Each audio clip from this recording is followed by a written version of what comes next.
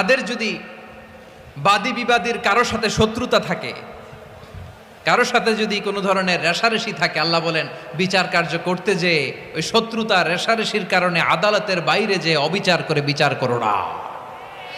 ওয়ালা ইয়াজরিমান্নাকুম